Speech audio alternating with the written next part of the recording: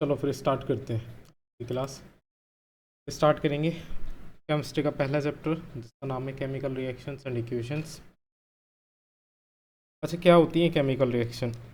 देखो, हमारी अगर डेली लाइफ में बात करें ना, तो कुछ चेंजेस होते हैं।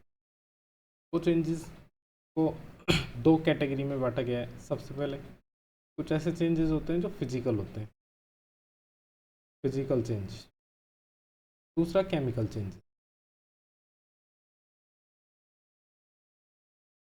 अब देखो, फिजिकल चेंजेस कौन से होते हैं और केमिकल चेंजेस कौन? फिजिकल चेंजेस वो होते हैं जहाँ पे केवल किसी भी मैटर की केवल और केवल स्टेट चेंज हो रही है। ठीक है, कहने का मतलब कोई भी नया सब्सटेंस नहीं बन रहा है, नो न्यू सब्सटेंस।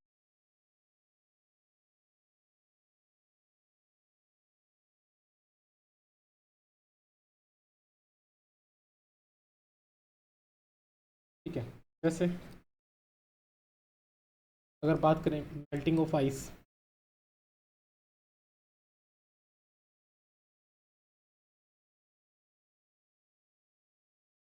बर्फ पिघल जाना। बर्फ पिघलने पर क्या होता है? बर्फ की केवल स्टेट चेंज होती है।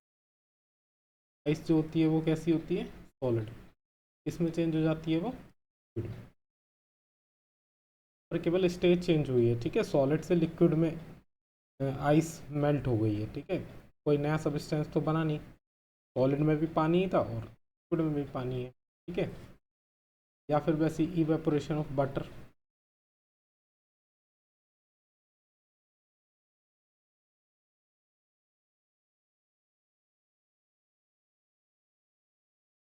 में क्या होता है?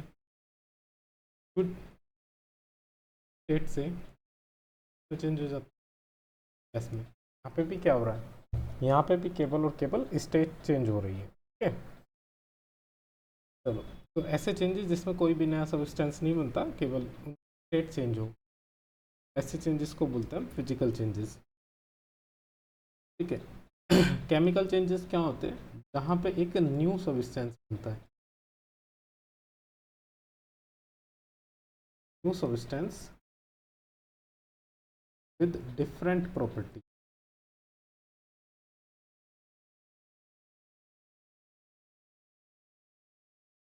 जैसे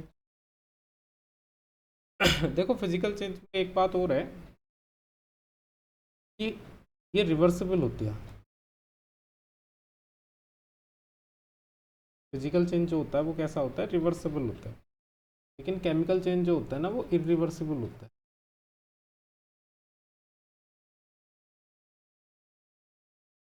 रिवर्सिबल और इरिवर्सिबल का मतलब, जैसे आइस मेल्ट हो गई, ठीक है, तो वापस से हम पानी से आइस बना सकते हैं। ठीक है, कहने का मतलब क्या होता है कि आइस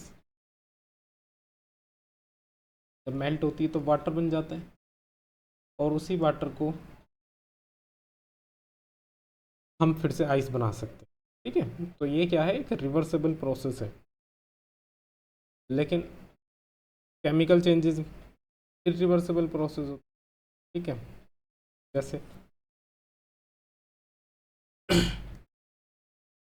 कुकिंग ऑफ फूड।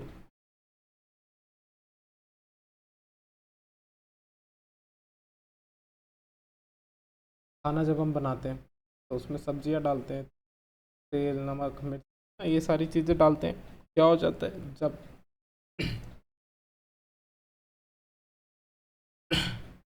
अगर हम मसालों को ऐसे ही खाएंगे तो उनका टेस्ट अलग होता है।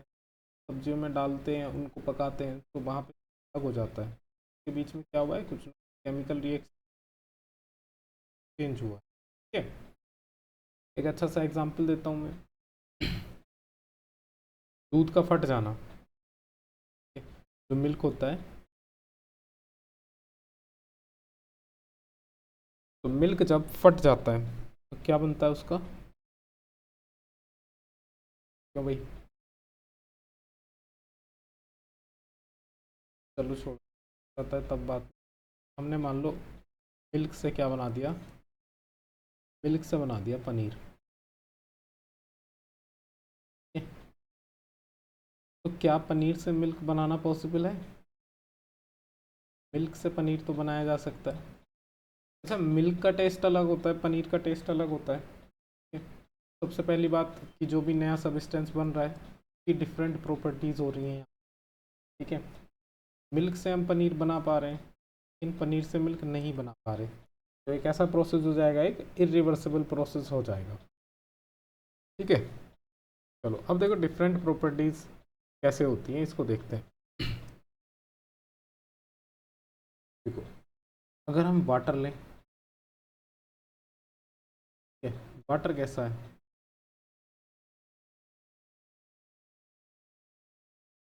अगर हम हाइड्रोजन लें,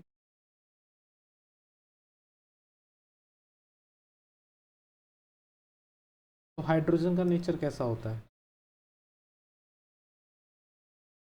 हाइड्रोजन का नेचर मैं तुम्हें बता दूं, एक एलिमेंट है हाइड्रोजन, ठीक है ना, वो बहुत ही ज़्यादा फ्लेमेबल होता है।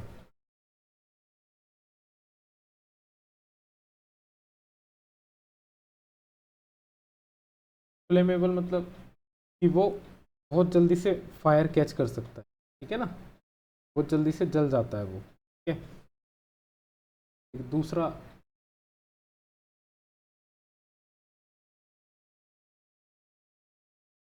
ऑक्सीजन की क्या प्रॉपर्टी होती है? ऑक्सीजन हेल्प करता है इसमें, बर्निंग, आग जलाने में वो क्या करता है, हमारी हेल्प करता है। ठीक है, चलो दोनों को हमने मिला दिया और दोनों को मिलाने पर हमें मिलता है वाटर।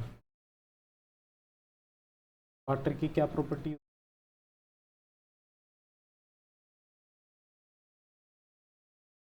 पानी काम आता है, आग बुझाने के काम भी आता है। ठीक है, तो यहाँ पे जब दो सब्सटेंस थे, एक सब्सटेंस तो फ्लेमेबल था, जो बहुत ज़्यादा जल सकता था, ठीक है, एक जो जलने में हेल्प करता है, लेकिन जब दोनों ऐसे सब्सटेंस को मिला रहे हैं तो हमें जो तीसरा सब्सटेंस मिल रहा है, उस सब्सटेंस में इन दोनों की कोई सी भी प्रॉपर्टी नहीं है, ना तो वाटर फ्लेमेबल है ना आग जलने में हेल्प करता है।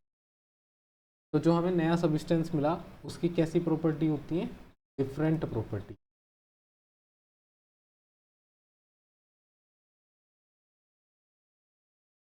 ठीक है, तो केमिकल चेंजेस में ये याद रखेंगे कि जो भी हमको नया सब्सटेंस मिलता है उनकी डिफरेंट प्रॉपर्टीज होती है। ठीक, चलो इतना क्लियर। अब देखो,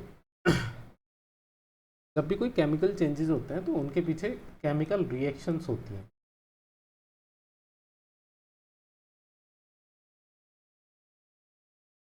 केमिकल चेंजेस तभी होते हैं जब उनके पीछे कुछ ना कुछ केमिकल रिएक्शन होती है। अब केमिकल रिएक्शन जब भी हम लिखते हैं तो देखो कैसे रिप्रेजेंट करते हैं।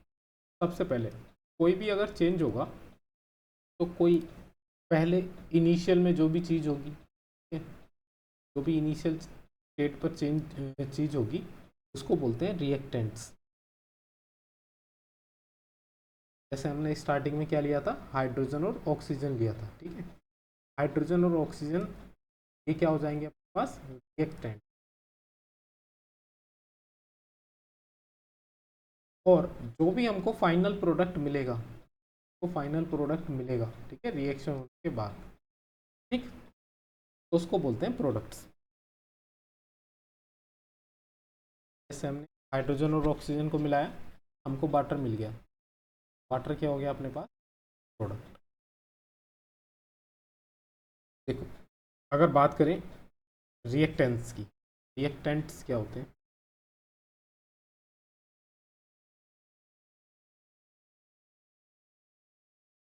ऐसे सब्सटेंस जो रिएक्शन में पार्ट करते हैं, पार्टिसिपेट करते हैं, substance which take part reaction.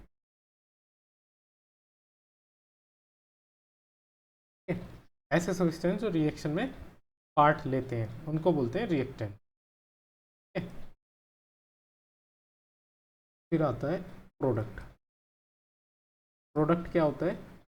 The final result of reaction, final result of reaction.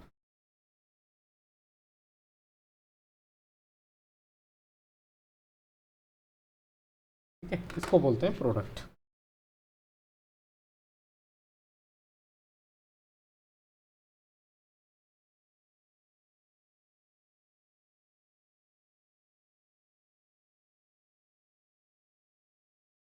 ठीक है भाई, ये समझ में आया कि प्रोडक्ट क्या होता है, रिएक्टेंट्स क्या होता है।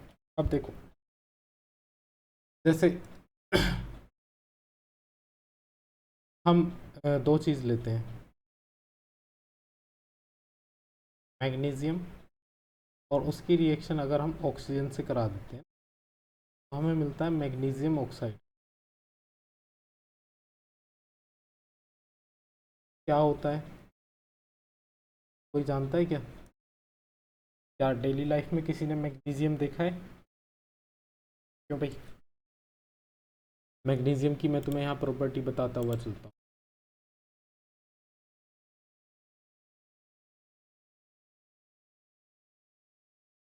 देखो,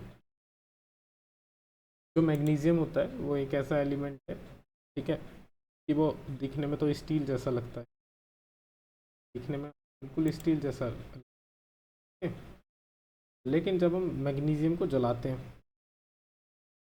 मैग्नीशियम को जलाते हैं तो वो एक बहुत ही ज़्यादा वाइट लाइट, ठीक है, वाइट फ्लेम में जलता है, कहने का मतलब बहुत ज़्यादा जो उसकी फ्लेम होती है वो एकदम वाइट होती है। ठीक, जब हम मैग्नीशियम को जलाते हैं, और इसके बारे में कुछ प्रॉपर्टीज़ जो आप याद रखेंगे, तो ये याद रखेंगे भाई। चलो मैं पहले तुम्हें इसका फ़ोटो दिखा देता हूँ।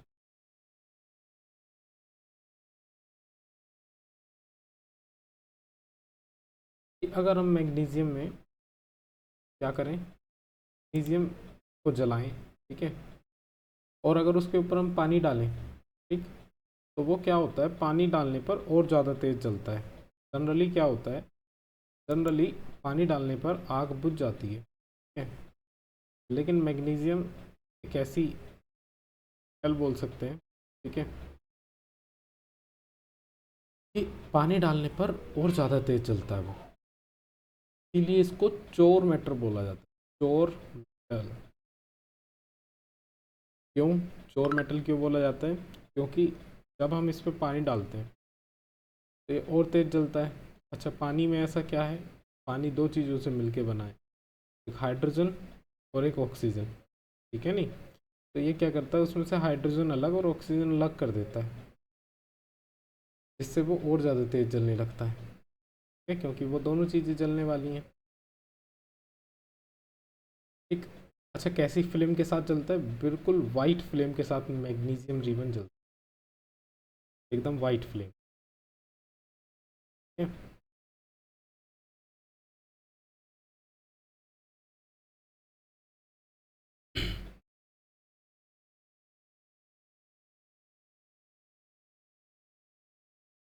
तो हम इसको जलता हुआ देखते हैं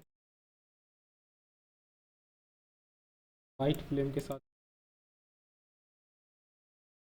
रियलिटी में देखते हैं कि मैग्नीशियम कैसा होता है। मैग्नीशियम रिबन बिल्कुल एक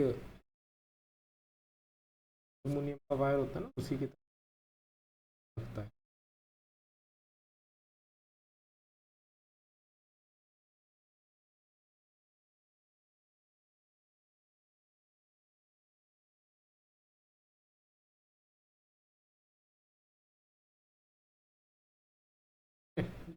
रखा होता है,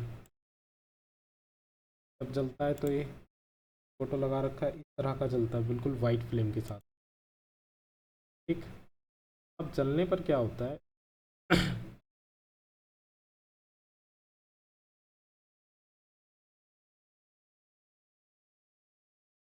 कि जब ये पूरा जल जाता है, ठीक है, तो लास्ट में जलने पर ये अपनी राख छोड़ता है, जिसको एस बोलते हैं ना, तो वो जो राख होती है, ठीक है, उसी को हम बोलते हैं मैग्नीशियम ऑक्साइड। जब ये पूरा जल जाता है तो पूरा जलने के बाद ये पाउडर टाइप में, ठीक है,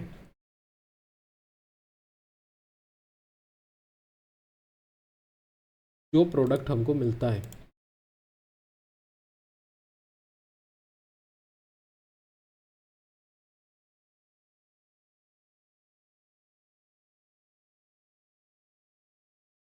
देखो इधर साइड ये वाइट फ्लेम के साथ जल रहा है, नीचे वाइट फ्लेम।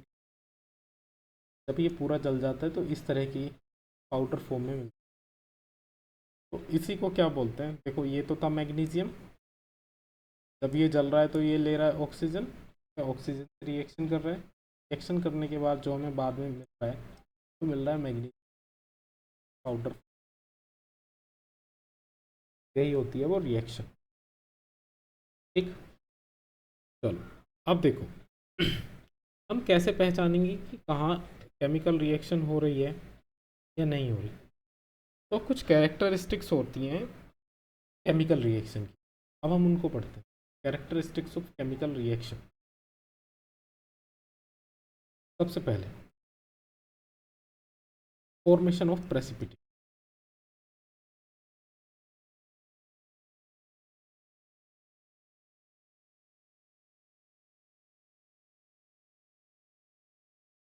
कुछ रिएक्शंस ऐसी होती हैं जिसमें प्रेसिपिटेट बनता है। प्रेसिपिटेट क्या होता है, सबसे पहले इसको समझ, ये प्रेसिपिटेट शॉर्ट फॉर्म में।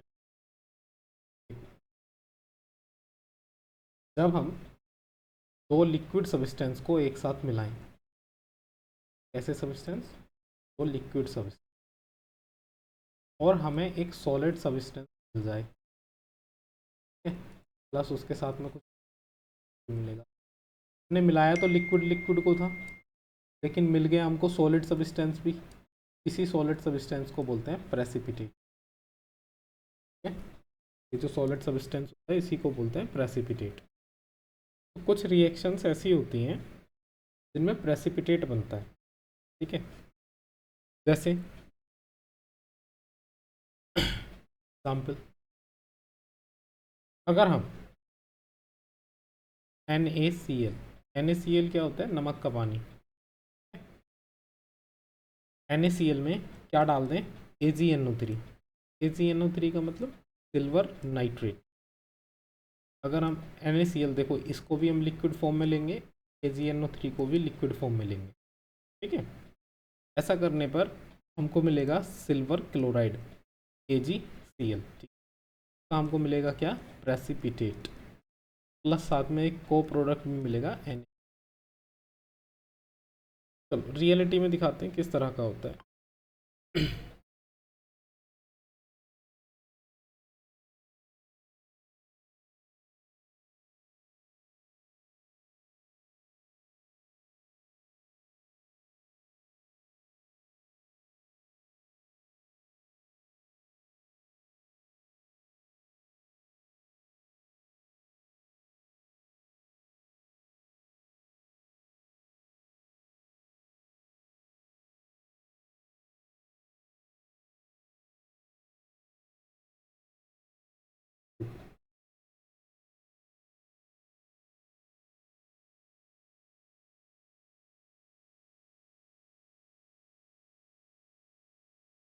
जब भी हम प्रेसिपिटेट को देखते हैं ना, तो कुछ इस तरह का दिखता है।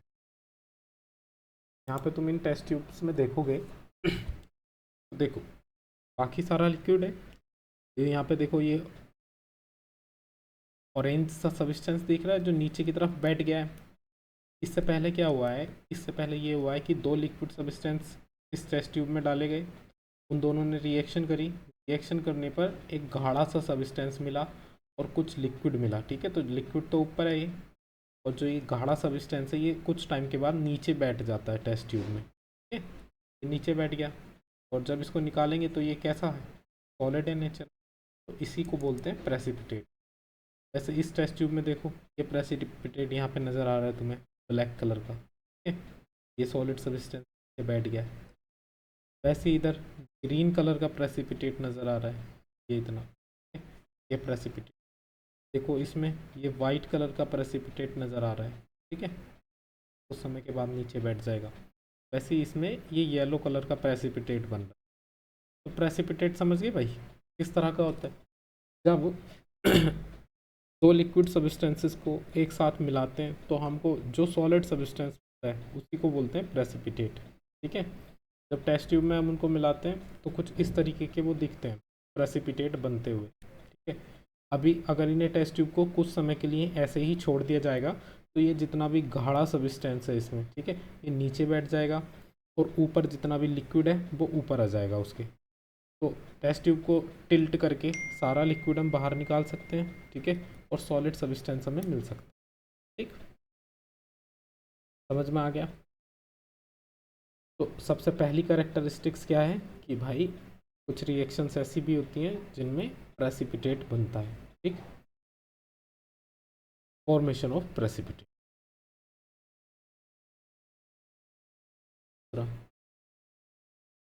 Evolution of gas.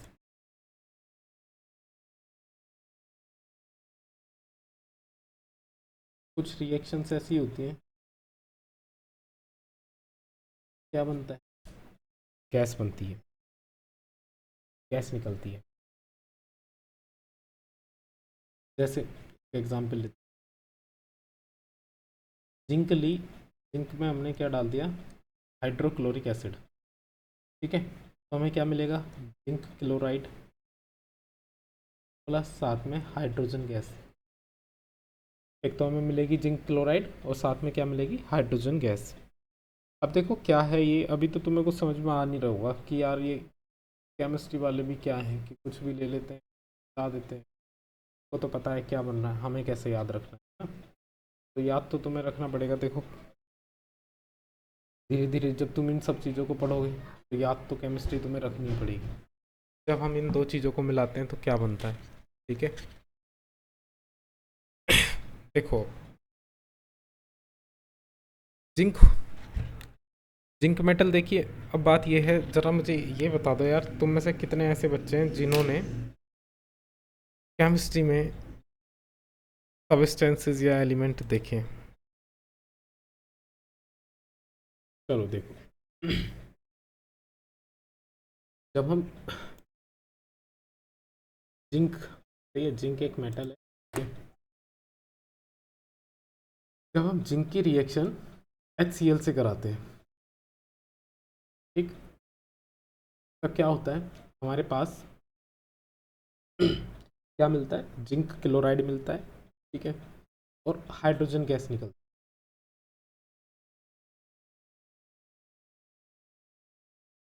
मैं दिखा देता हूँ,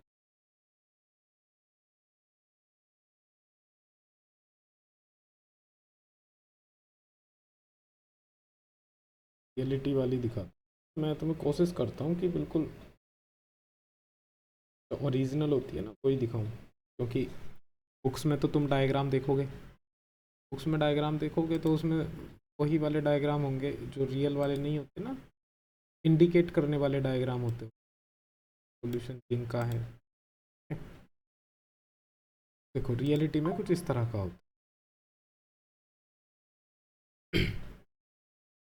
देखो ये जो इसमें लिक्विड पार्ट देख रहे हो ना तुम, ऊपर का लिक्विड पार्ट देख रहे हो, ये लिक्विड पार्ट है HCl, ये हाइड्रोक्लोरिक एसिड। और ये जो सॉलिड सा पार्ट देख रहे हो, ठीक है, कुछ स्टील टाइप का ये पड़ा हुआ है छोटा छोटा, ये होता है जिंक। दिखने में ऐसी मतलब सेम वही है जिंक और रियल वाला ही हाइड्रोक्लोरिक एसिड। ठीक है, एकदम सब कुछ रियल फोटो है। ठीक, जब हम इन दोनों की रिएक्शन कराते हैं ना तो देखो ये तुम्हें बबल्स से दिख रहे होंगे, ये इतने सारे बबल्स निकल रहे हैं। ये बहुत तेज़ी से रिएक्शन करते हैं। तो ये जो बबल्स निकल रहे हैं ना, ये बबल्स जो हैं ये हाइड्रोजन गैस के, क्या निकल रही है यहाँ से? हाइड्रोजन गैस निकल रही है। ठीक है? इस तरह की होती है रिएक्शन दिखने में। जब हम जिंक लेते हैं, हाइड्रोक्लोरिक एसिड लेते हैं, तो ये जो बबल्स तुम्हें दिख रहे हैं, इजीली देख पा रहे होगे तुम, बहुत तेज़ी से बबल्स निकल रहे हैं। ठीक है, ये बबल्स हैं हाइड्रोजन गैस के। अच्छा, हाइड्रोजन गैस, अब यहाँ से हाइड्रोजन गैस तो निकल रही है, अब हम हाइड्रोजन गैस का टेस्ट कैसे करते हैं? हाँ, ये हाइड्रोजन गैस ही है। अब देखो,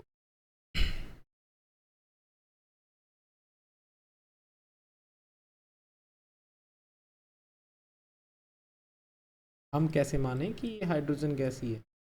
देखो हाइड्रोजन गैस की कुछ प्रॉपर्टीज़ होती हैं। प्रॉपर्टीज़ क्या होती हैं कि जब ये जलती है तो वर्न विद पॉप साउंड, ये जलते हुए कैसे आवाज़ करती है, एकदम पॉप साउंड की तरह। जो वो देखा तुमने तुम दिवाली पे बंदूक लाए हो जिसमें वो 6-7 छर्रे आते हैं गोल गोल, ठीक है, बीच में उसको पट पट पट पट करते रहते हैं, और उसमें कभी कभी आगे से मिसाइल्स भी डाल दो तो वो मिसाइल भी जाती है उसमें से निकल के। देखिए वो वाली बंदूक, देखिए। हाँ, तो जब हम उसमें मिसाइल डालते हैं ना, मिसाइल, तो जब जैसी वो मिसाइल छोड़ती है तो वो कैसी आवाज़ करती है, तुम्हें उस मिसाइल की आवाज़ याद है? एकदम सीटीसी देती है ना वो, एकदम सीटीसी मारती हुई जाती है। सेम आवाज़ करती है हाइड्रोजन गैस। जब हाइड्रोजन गैस जलती है ना तो एकदम से सेम साउंड निकालती है, और उसी साउंड को बोलते हैं पॉप साउंड, ठीक है। अब देखो ये साउंड सुनने के लिए ना तुम्हें ऐसा भी हो सकता है कि अगर तुम इस एक्सपेरिमेंट को करो तो हाइड्रोजन जब जलती है तो उसकी जो साउंड है जिसका नाम दिया है पॉप साउंड, इसको सुनने के लिए तुम्हें 3-4 बार एक्सपेरिमेंट करना पड़ जाए, ठीक है। ऐसा भी हो सकता है क्योंकि एक्सपेरिमेंट रियल लाइफ में फेल होते हैं।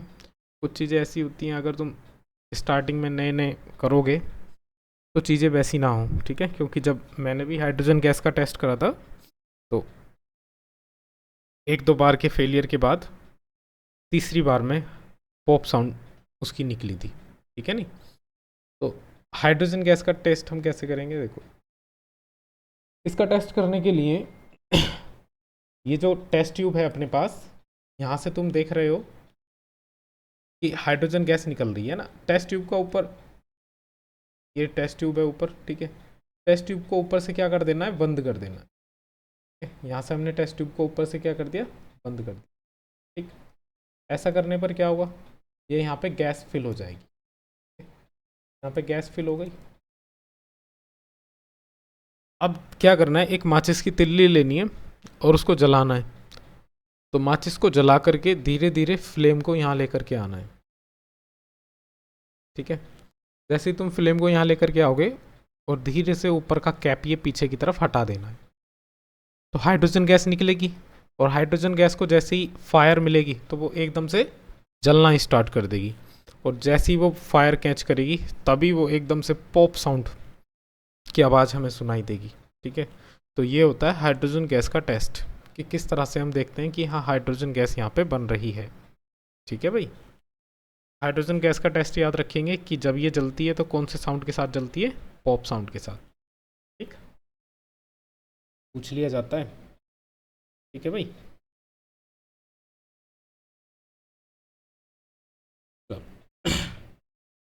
क्लियर।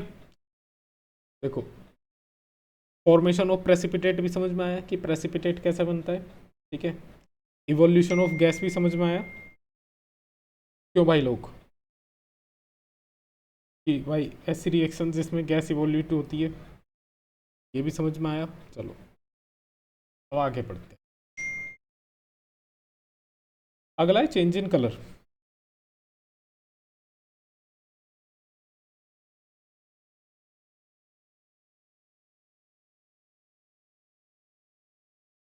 कुछ रिएक्शंस ऐसी होती हैं जिसमें क्या होता है ना कि दो रिएक्टेंट्स आपस में मिलते हैं और फिर उनका कलर चेंज हो जाता है, ठीक है।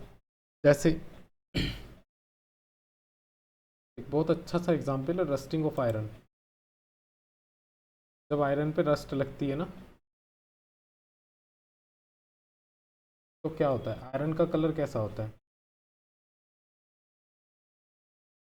कोई बताएगा? लोहा, लोहे पे तो जंग लगते हुए तुमने देखा होगा।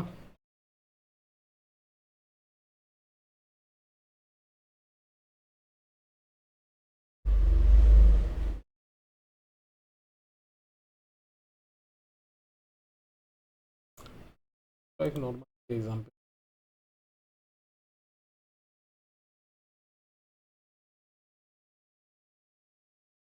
रस्टिंग,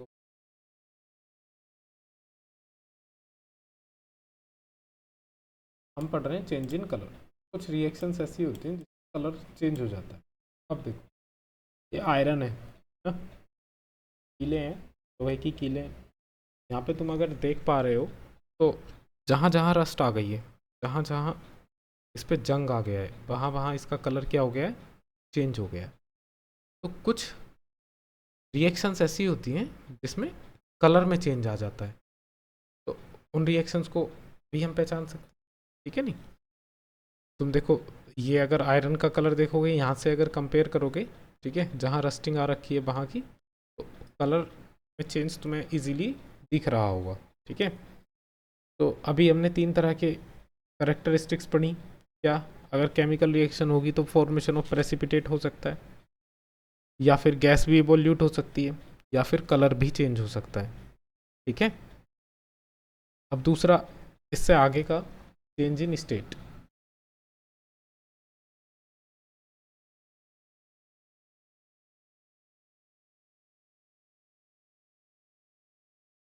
केमिकल रिएक्शंस में ऐसा भी हो सकता है भाई कि स्टेट ही चेंज हो जाए। मान लो कोई लिक्विड सब्सटेंस है वो सॉलिड बन जाए, ठीक है, कोई सॉलिड सब्सटेंस है वो लिक्विड बन जाए, कोई लिक्विड है वो गैस बन जाए।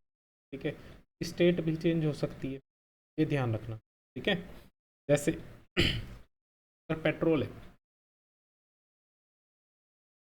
ठीक, हम बाइक में पेट्रोल डालते हैं, पेट्रोल कैसा होता है, लिक्विड फॉर्म। ठीक है, क्या करता है, वो ऑक्सीजन के साथ, ठीक है, जलता है। बाइक के अंदर पेट्रोल जलता ही तो है कि जब बाइक में पेट्रोल डालते हैं, बाइक को चलाते हैं, पेट्रोल में आग लग रही होती है उस कंडीशन में ना। कंडीशन में हमें क्या मिलता है, कुछ एनर्जी मिलती है, ठीक है? और स्मोक, स्मोक मतलब धुआं। कहने का मतलब धुआं क्या है, एयर।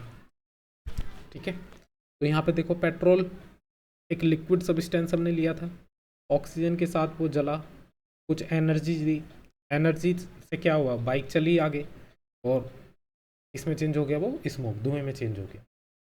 धुआं क्या है, एयर। ठीक है, गैस मतलब गैस बोल सकते। तो यहाँ पे एक लिक्विड सब्सटेंस की स्टेट किस में चेंज हो गई, गैस में। तो केमिकल रिएक्शंस में क्या हो सकता है, केमिकल रिएक्शंस में भाई स्टेट भी चेंज हो सकती है। ठीक, अगला, चेंज इन टेम्परेचर।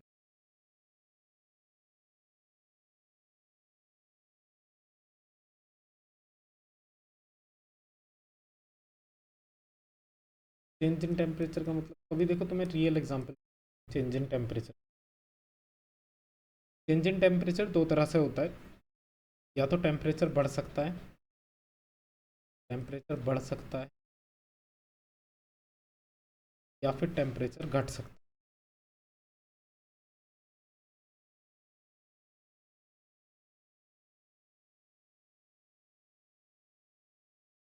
चेंज दो ही तरह से तो हो सकता है, या तो टेम्परेचर बढ़ सकता है या टेम्परेचर घट सकता है। ठीक है, अच्छा, जब भी टेम्परेचर बढ़ जाता है, जब भी टेम्परेचर बढ़ जाता है, ठीक है, उस कंडीशन में ये होती है एक्सोथर्मिक रिएक्शन। रिएक्शंस को बोलते हैं एक्सोथर्मिक रिएक्शन। और जिन रिएक्शंस में टेम्परेचर घट जाता है उनको बोलते हैं एंडोथर्मिक। ध्यान रखना, आगे भी पढ़ेंगे, लेकिन ध्यान यहाँ से भी रख।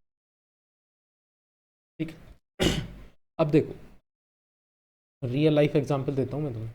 कभी तुमने पानी में इनो मिलाया है?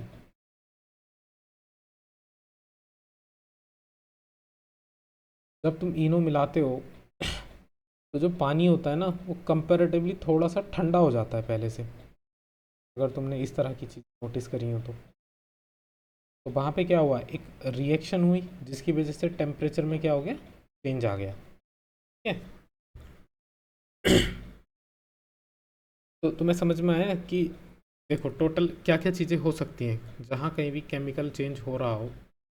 या तो प्रेसिपिटेट बनाया जा सकता है, वहाँ पे प्रेसिपिटेट बन सकता है, या गैस का इवोल्यूशन हो सकता है, गैस निकल सकती है, या कलर में चेंज हो सकता है, ठीक है, या फिर स्टेट में चेंज हो सकता है, या फिर टेम्परेचर में चेंज हो सकता है। इतने सारी चीज़ों की वजह से हम किसी भी पता कर सकते हैं कि हाँ वहाँ पे केमिकल रिएक्शन हुई। इनमें से कोई एक भी चीज़ हो सकती है या सारी चीज़ भी हो सकती हैं। ठीक है, तो ये था कि केमिकल चेंजेस को हम कैसे पहचानेंगे। ठीक, अब हम जो कल पढ़ेंगे केमिकल इक्वेशंस, क्या होती हैं केमिकल इक्वेशन। अभी तो हमने देखा कि क्या क्या प्रॉपर्टीज़ होती हैं। ठीक है, आज के लिए क्लास को इतना ही रखेंगे।